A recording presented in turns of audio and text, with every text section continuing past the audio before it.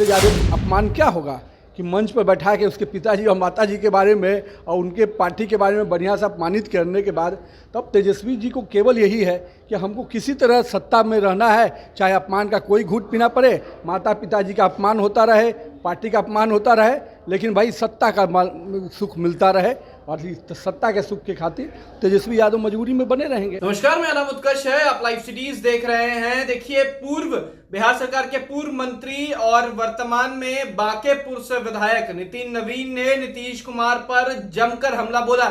उन्होंने साफ कह दिया है कि जीतन राम मांझी जी कुछ भी कहें, नीतीश कुमार के लिए दरवाजा हमेशा के लिए बंद है। इतना ही नहीं, उन्होंने यह भी कहा है कि जिस तरीके से जीतन राम मांझी ने बयान दिया है और प्रशांत किशोर कहते हैं वो जानते हैं कि किस तरीके के नीतीश कुमार है, हमेशा बदलते हैं, इसीलिए इस तरीके का बयान जीतन राम मांझी ने दिया है। वहीं इतना ही नहीं, तेजस्वी यादव पर भी जमकर बरसे हैं। साफ उन्होंने कह दिया है कि नीतीश कुमार उनको अपमानित करते हैं और वो सत्ता के प्रलोभन में सरकार में बैठे हुए हैं। क्या कुछ कह रहे हैं नितिन नवीन, पहले आप सुने। क्या देखिए, भारतीय जनता पार्टी ने बड़ा स्पष्ट कर दिया है कि हमारे लिए पास जो भी दरवाजे थे वो बंद कर दिए हैं।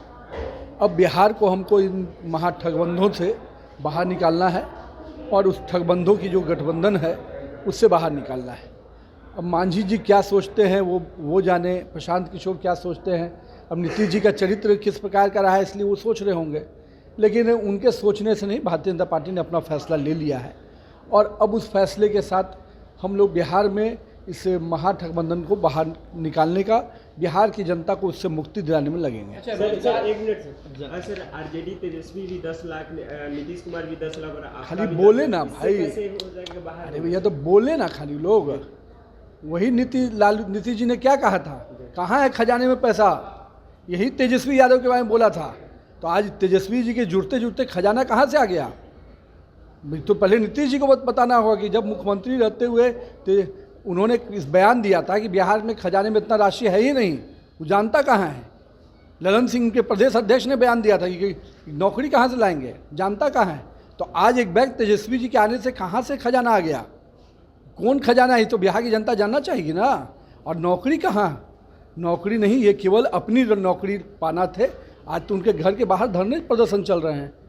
कहाँ हम लोग के समय में जो नियुक्तियों के रास्ते हम लोगों ने खोले थे उसी का प्रमाण पत्र बांट रहे हैं। अपने प्रयास से कौन प्रमाण पत्र बांटेंगे, देखेगी जनता। इससे ज़्यादा अपमान क्या होगा कि मंच पर बैठा के उसके पिताजी और माताजी के बारे में और उनके पार्टी के बारे में बढ़िया से अपमानित करने के बाद तब तेजस्वी जी को केवल यही है कि हमको किसी तरह सत्ता में रहना है, चाहे अपमान का कोई घूंट पीना पड़े, माता पिताजी का अपमान होता रहे, पार्टी का अपमान होता रहे, लेकिन भाई सत्ता का सुख मिलता रहे और सत्ता के सुख के खातिर तेजस्वी यादव मजबूरी में बने रहेंगे। 2 सीटों पे उपचुनाव है सर, क्या लगता है मोकामा को हॉट सीट माना जा रहा है, किस तरीके से मोकामा दोनों ही सीटों पे इस ठगबंधन को हम लोग हराएंगे।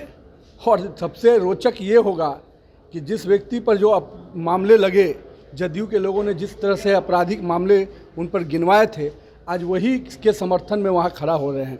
नीतीश जी प्रचार करने जाएंगे, ललन सिंह जी प्रचार करने जाएंगे, तो किस मुंह से जाएंगे मोकामा में प्रचार करने के लिए। और लालू जी ने क्या कहा था इन्हीं के बारे में, नाखून उखाड़ लेंगे और क्या क्या शब्दों का प्रयोग किया था।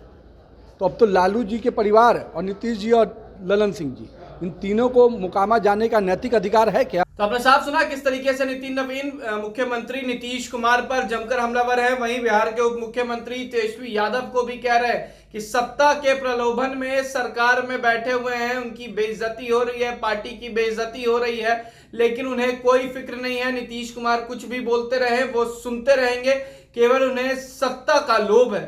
फिलहाल खबर में सिर्फ इतना ही। आप हमारे साथ बने रहें, हमारे चैनल को सब्सक्राइब नहीं किया तो जल्द से जल्द कर लें। बहुत बहुत धन्यवाद।